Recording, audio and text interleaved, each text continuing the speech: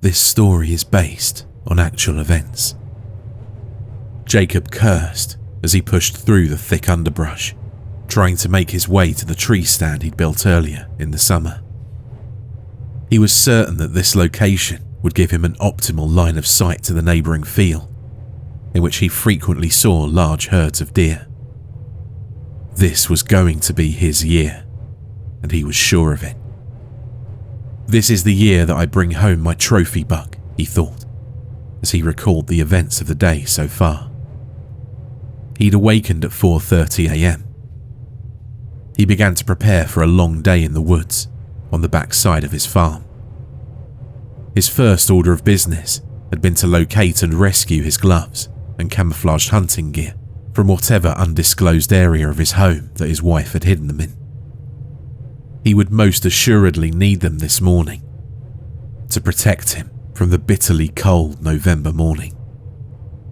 How could it be this cold, this early in the year, he wondered, as he started to work on his second task of the day, which was to prepare a breakfast that would stick to his ribs long into the day.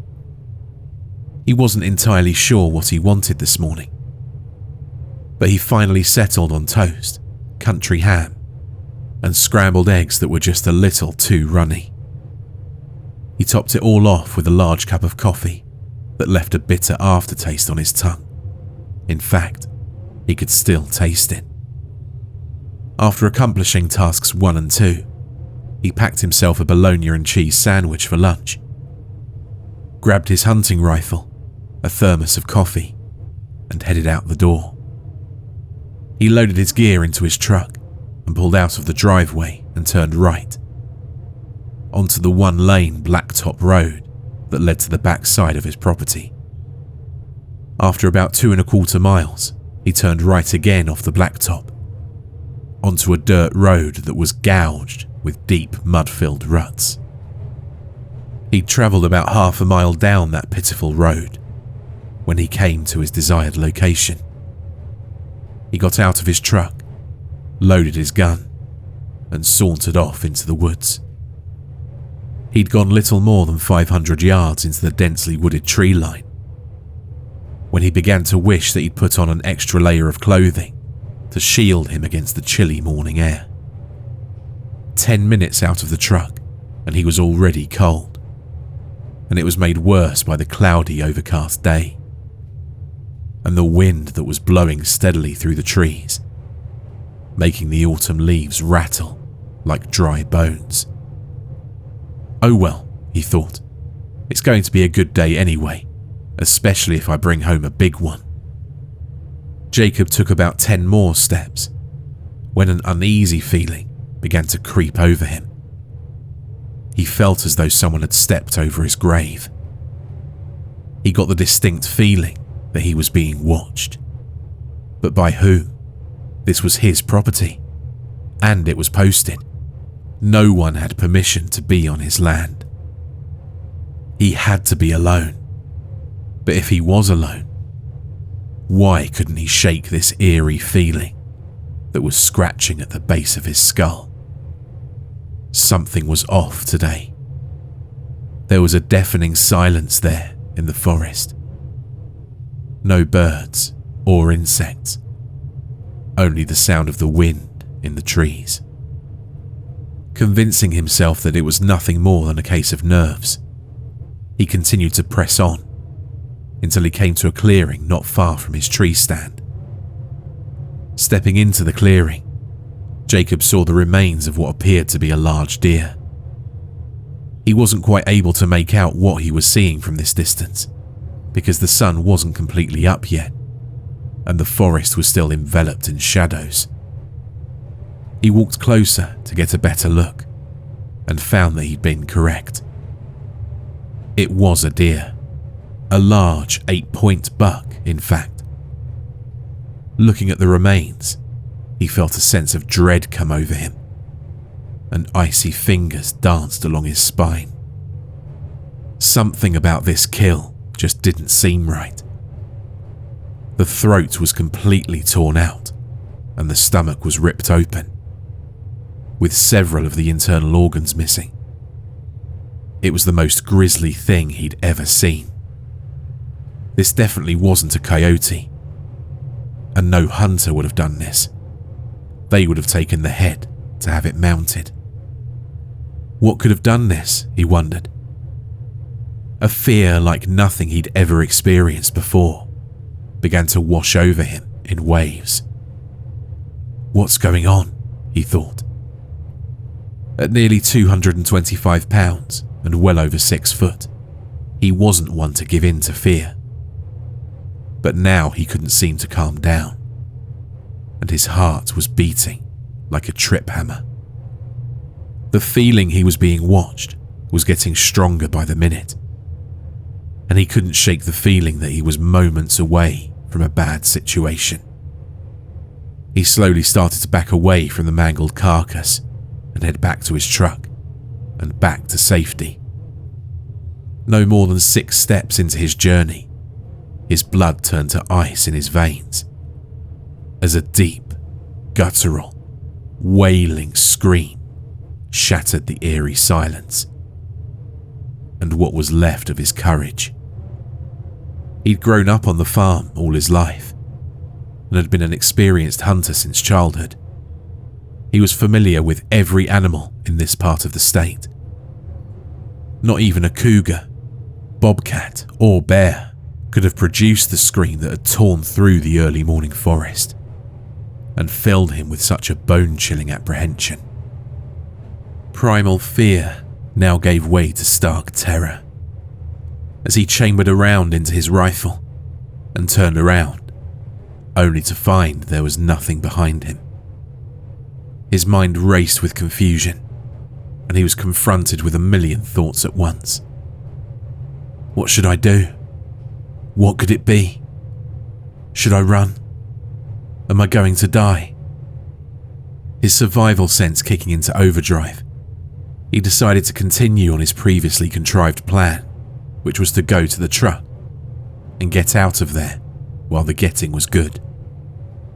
Slowly and cautiously, he made his way towards the perceived salvation of his vehicle, silently praying every step of the way. With 300 yards separating him from his only avenue of escape, Jacob began to hear heavy footfalls off to his left. He could hear the crunching of withered leaves, sticks and debris that littered the forest floor. Summoning every ounce of courage that remained within him, he forced himself to look in that direction. And that's when he saw the dark silhouette that followed him through the densely tangled forest. Quickening his pace, he redoubled his efforts to reach the truck and get to a phone and call the sheriff, the game warden, or anyone that would listen. He couldn't tell what it was that was stalking him, but he could clearly see it towered more than 7 feet and was incredibly massive. He couldn't help but think he was about to become a national statistic. A person who left home under normal circumstances and just disappeared without a trace. How many people, he wondered, go into the woods and just vanish? And the authorities just assume they've become lost or injured or been the victims of animal attacks with their bodies never recovered. Please, God, don't let that happen to me, he thought, as he drew closer and closer to the truck. 75 yards became 50, and 50 became 30, and 30 became 10. Like a miracle, he was back and opening his door. Throwing his rifle inside, he pulled himself up into the cab, started the engine and hit the gas. But the truck went nowhere. He'd parked in a large mud puddle, and now the tyres simply spun, slinging mud 30 feet behind him. Oh no, not now, he thought. I can't be stuck, not now. Allowing himself a moment to think, Jacob remembered. This truck is a 4-wheel drive. There's no way I can be stuck. Reaching down, he locked his truck in 4-wheel drive and was prepared to punch the gas and leave this nightmare behind. Unfortunately for Jacob, some nightmares are not so easily left behind.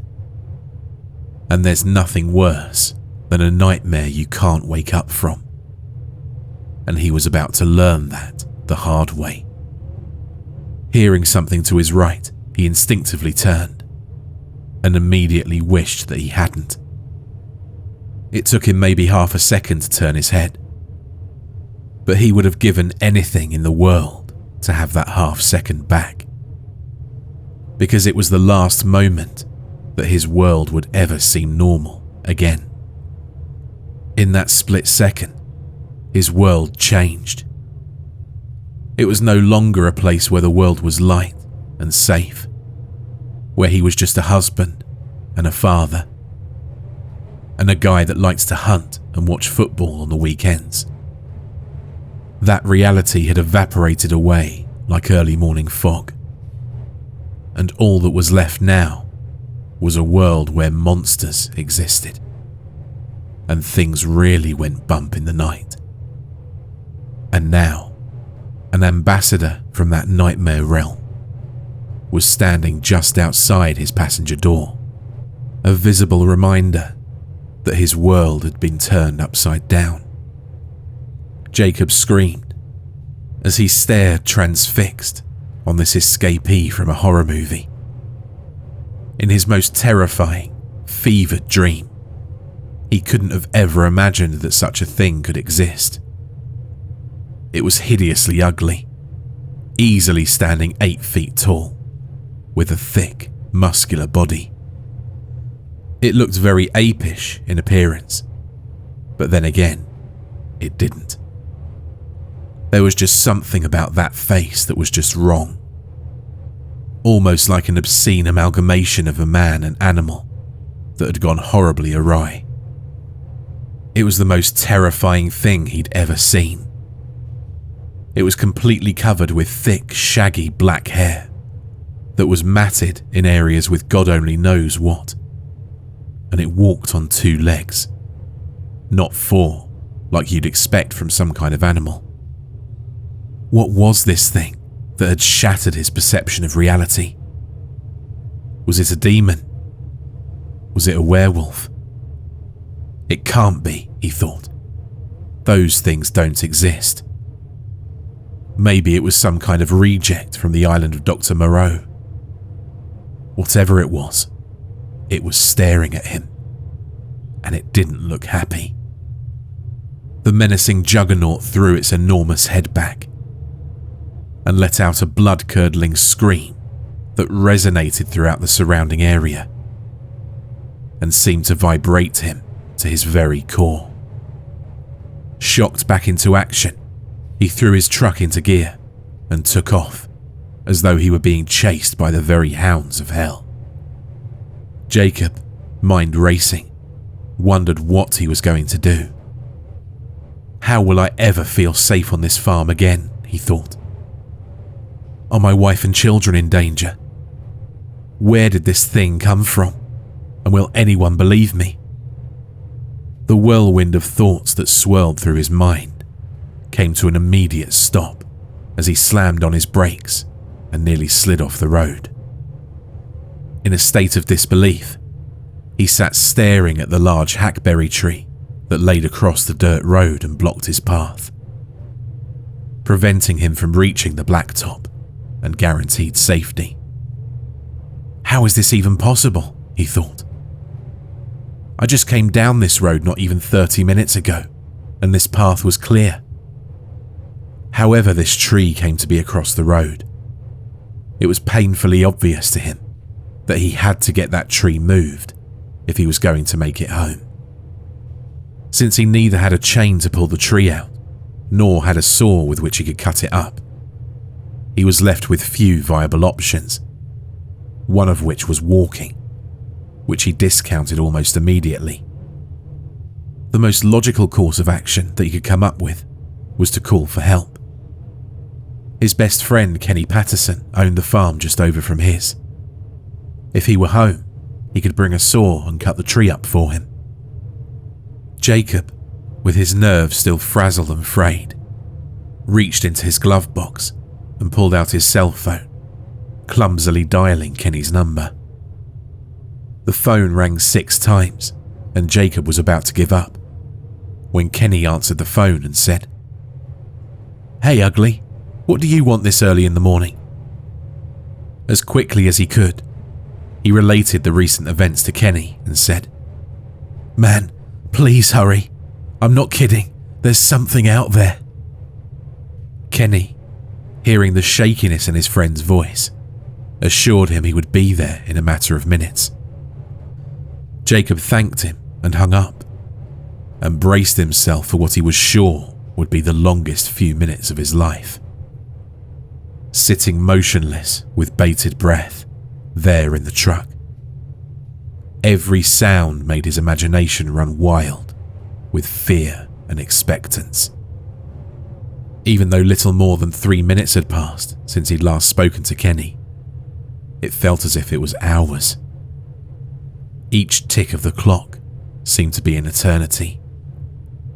Jacob frequently checked in all directions for any sign that nightmarish monstrosity had pursued him. In every shadow that the forest and this irritatingly cloudy day produced, he thought he saw the shape of the black beast that had followed him out of the woods.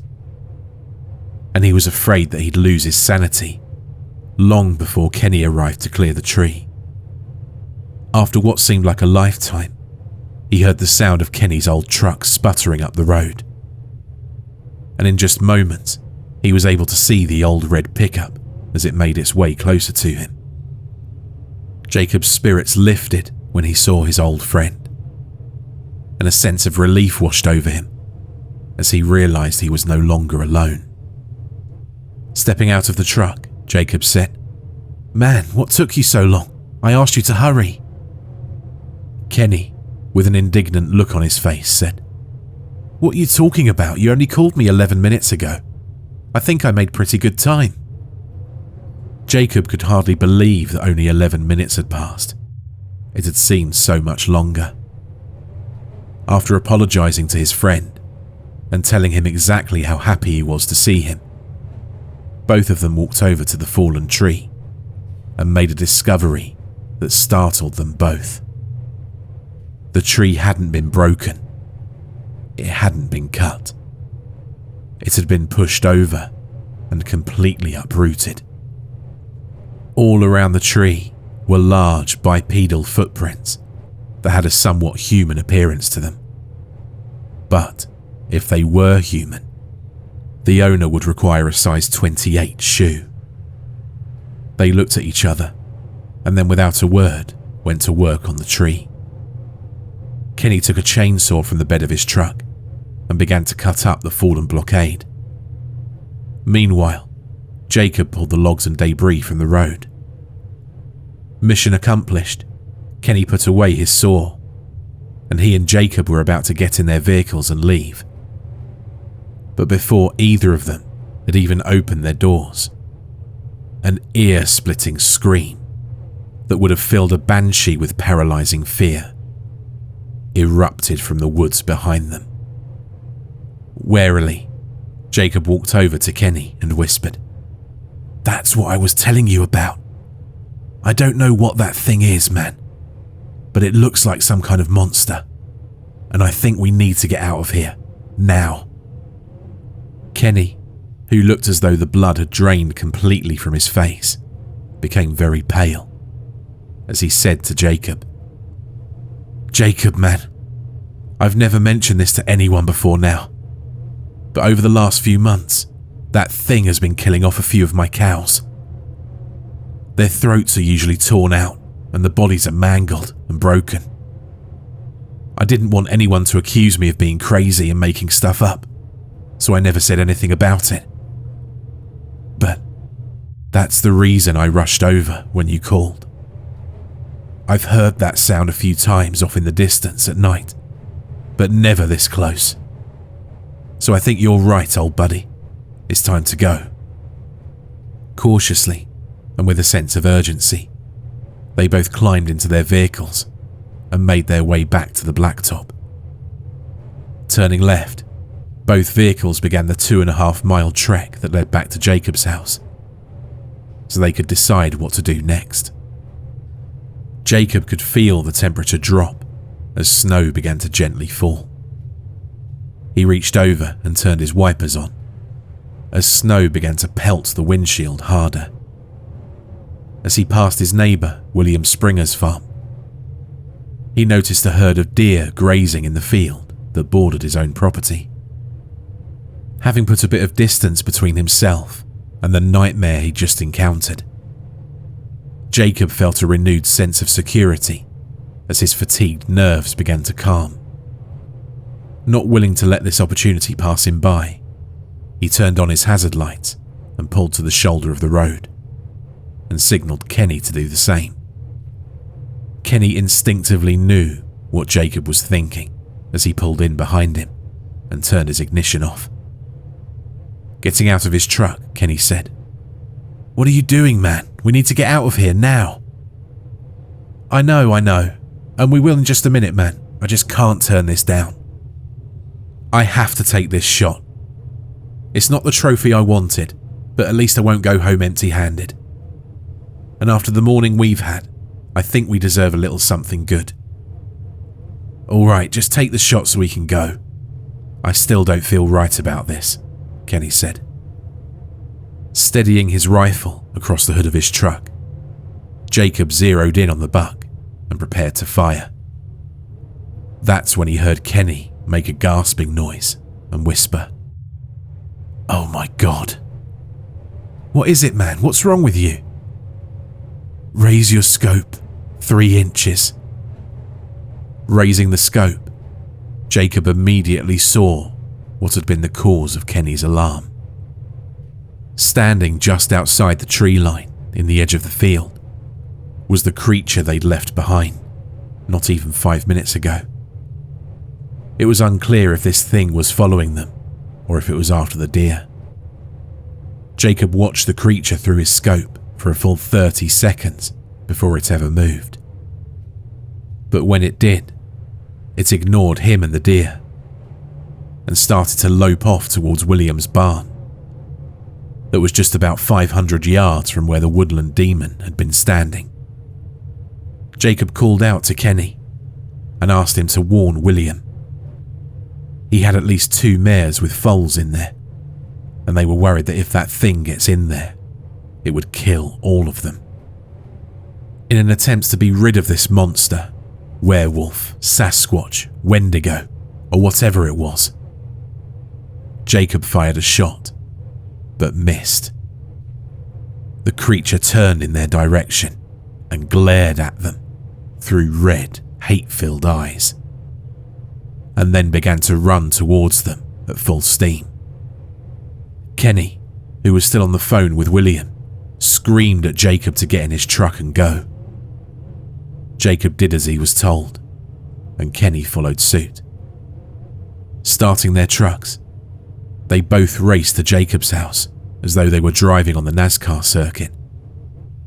Arriving at home, Jacob, gun in hand, ran inside to get a phone book so they could call the game warden and the police and get some kind of animal control out there to get rid of this thing.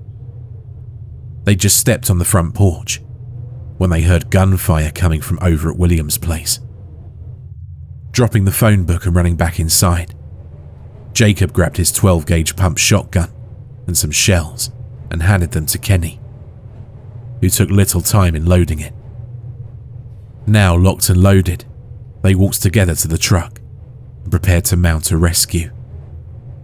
Simultaneously, both of them stopped in their tracks as an uneasy but familiar feeling crept over them, and Jacob's 3 dogs began to whimper and ran under the front porch to hide. Kenny, whose throat had suddenly gone dry as a bone, whispered, "I have a really bad feeling about this." No sooner had the words escaped his lips, they heard a deafening scream erupt from the forest off to their right, and the creature exploded from the trees in front of them. Until now, Neither man had been able to fully appreciate the colossal size and scope of the beast. But standing less than 30 feet away, they were almost overcome by the sheer magnitude of it. Jacob had seen it up close earlier and had guessed the height at maybe 8 feet. But now, standing there looking up, he could tell that this thing was 8.5, maybe 9 feet tall, and would easily tip the scale at 800 to 1,000 pounds. It had inhumanly long arms that bulged with thick, ropey muscle that were easily seen beneath its long, shaggy black hair, which covered it from head to toe. Its chest was larger than a 55-gallon drum, and there was little doubt that it could have easily pulled the arms off an ape. And now, it glared at them with malevolent intent. They both opened fire without hesitation. The creature screamed with rage as the bullets tore into its massive body, knocking it to the ground, but not killing or seriously injuring it. They watched speechless as it crawled into the tree line, struggled to its feet, and limped away. They ran back to the porch and grabbed the phone book and called the local game warden. Nearly 2 hours later, Gene Trauber, the local warden, showed up to take their statements and told them that he'd been called out to answer numerous such reports in the area, but he wasn't sure what to make of them. "Guys," he said, "I don't know what to tell you. There's no animal in this area, or any area for that matter that fits your description. I'm not saying I don't believe you, I just don't know what it is." Jacob, whose face was reddened with anger, showed him the blood from where they shot it and the footprints. A look of complete confusion washed over Gene's face, and he asked if they'd care to go with him as he tried to track it. They agreed, but they said they weren't going anywhere without a gun. Gene stated he planned to take his gun as well. So all three men set out, following the deeply impressed tracks and droplets of blood that had fallen on the withered leaves. They followed the trail for about a mile, until arriving at a creek that was located deep in Jacob's woods, where the tracks that they were following were joined by others just like them. Some were similar, but at least one set was larger. Deciding the safest course of action would be to return home, they all went back to Jacob's. None of them relished the idea of staying out in the woods longer, since there was now apparently more than one creature. And the overcast day made the forest seem even darker than it would normally. Back at their house, Gene informed them that there was nothing left he could do but file it under an unknown animal sighting, which made them both anything but happy. They spent the next couple of days trying to warn their neighbours to use caution when they were out in the forest. Most of them just laughed and said they'd probably seen a bear or something. No one believed them except William, who'd seen it himself the same day they had. He'd even taken a shot at it, but missed. They knew what they'd seen, and they knew it was still out there, and they didn't care who believed them and who didn't. Over the next few weeks, more and more neighbours began to take their story a little more seriously, as family pets began to disappear and others were found brutally mangled. Other farms in the area began to find their cows and other livestock torn open, with their throats ripped out. Just a week after shooting the creature in his yard, Jacob's own Rottweiler was found dead with its throat torn out, hanging across a limb in a tree in his front yard. It almost seemed like a revenge killing. A few days later, one of William's new foals died the same way. The foal's mother had to be put to sleep because she'd gone into shock over what she'd witnessed there in the barn. when her foal was killed. Some people in the area still don't believe. They think the whole story was made up. But Jacob and Kenny know that there's still something out there in the woods. They occasionally find tracks still, or a slaughtered cow or goat. They still hear the blood-curdling screams off in the forest at night. They know that there's still something out there, watching and waiting, biding its time. Something cold and cunning and cruel. Something not human, with a taste for blood and revenge.